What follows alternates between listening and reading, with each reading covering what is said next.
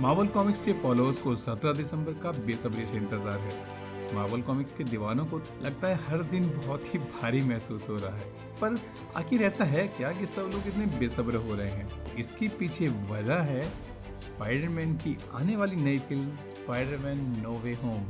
असल में सनसनी तो तब मच गई थी जब मार्वल ने नो वे होम का प्रीव्यू ट्रेलर रिलीज किया था, और इस प्रीव्यू ट्रेलर के आने के कुछ समय बाद इतने प्रश्न उठ खड़े हुए हैं कि सोचने के लिए स्पाइडरमैन की तरह हमें लगता है उल्टा लटकना पड़ेगा। 1962 में जब स्पाइडरमैन की रचना हुई तब से लेके अब तक स्पाइडरमैन में बहुत अधिक बदलाव आ चुके हैं। खासकर आयरन मैन के दिए गए नए नैनो सूट ने स्पाइडरमैन को लगभग पूरी तरह बदल कर रख दिया है। स्पाइडरमैन नो वे होम में जाने से पहले हमें समझना पड़ेगा स्पाइडरमैन के इतिहास के बारे में।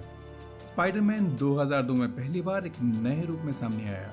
आयरन मैन के आने से पहले स्पाइडरमैन के एक्शन ने पूरी दुनिया को हिला के रख दिया था। ये सीरीज 2002 से 2007 तक चली। ये सैम रेमी फिल्म्स के द्वारा बनाई गई थी। यह स्पाइडरमैन टोबी मैगवायर के द्वारा निभाया गया था। इस स्पाइडरमैन ने ग्रीन गॉब्लिन को बहुत बुरी तरह हराया। इसके बाद सन 2004 में स्पाइडरमैन की अपने बचपन के दोस्त के साथ बढ़ती हुई कड़वाहट को स्पाइडरमैन 2 में बखूबी दिखाया गया, और स्पाइडरमैन ने डॉक्टर ऑटो ऑक्टेवियस को जबरदस्त टक्कर दी। आखिर में डॉक्टर ऑक्टेवियस के साथ मिलकर उसने न्यूयॉर्क को फ्यूजन रिएक्टर से बचा लिया। स्पाइडरमैन की इस सीरीज का अंतिम संस्करण आया 2007 में स्पाइडरमैन 3 के रूप में। इस बार स्पाइडरमैन का सामना हुआ सैंडमैन और सिम्बायोटिक सब्सटेंस से, जिसने पीटर पर काफी हद तक काबू पा लिया था, परंतु फिर ब्रॉक के रूप में सिम्बायोटिक ने एक नया होस्ट ढूंढ लिया जिसने पहली बार वेनम को जन्म दिया। और इसी के साथ 2002 से चली इस सीरीज का अंत हुआ 2007 में। टोबी मैगवायर के द्वारा निभाए गए इस किरदार को बहुत अधिक लोगों ने सराहा। व्यक्तिगत तौर पर ये मेरा आज तक का फेवरेट स्पाइडरमैन है। इस सीरीज के 5 साल के बाद 2012 से 2014 के बीच में मार्क वेब ने अमेजिंग स्पाइडरमैन की एक नई सीरीज का प्रारंभ किया। इस फिल्म में एंड्रू गैरफील्ड ने स्पाइडरमैन का किरदार निभाया। इसे आप रिबूट भी कह सकते हैं, या किसी अन्य यूनिवर्स में रहने वाले स्पाइडरमैन की कहानी भी मान सकते हैं। इस स्पाइडरमैन ने लिजार्ड को, जो कि डॉक्टर कर्ट कॉनर्स थे, उनको टक्कर दी। 2014 में स्पाइडरमैन ने इलेक्ट्रो को हराया। शायद ये स्पाइडरमैन का आज तक का सबसे ताकतवर शत्रु था। सन 2016 में कैप्टन अमेरिका में स्पाइडरमैन को रिलॉन्च किया गया। इस बार स्पाइडरमैन का किरदार निभाया टॉम हॉलैंड ने। इस स्पाइडरमैन और टोनी स्टार्क के बीच में खट्टी मीठी जुगलबंदी देखने को मिली। इसके बाद सन 2017 में स्पाइडरमैन की मूवी आई स्पाइडरमैन होमकमिंग। इसमें उसका टकराव हुआ एक वेपन ट्रैफिकर के। सन 2018 थोड़ा सा टेंस था, क्योंकि इन्फिनिटी वॉर में स्पाइडरमैन जब सब हीरो के साथ थैनोस से लड़ रहा था तो उसकी थैनोस की चुटकी के कारण उसकी मौत हो गई। 2019 में हल्क ने वापिस जब स्नैप किया तो स्पाइडरमैन वापिस जिंदा हो गया, और उसका अजीज टोनी स्टार्क इस दुनिया में नहीं रहा। टोनी स्टार्क के जाने के बाद फार फ्रॉम होम आई, जिसमें बेहद शातिर मिस्टीरियो ने स्पाइडरमैन को जबरदस्त टक्कर दी।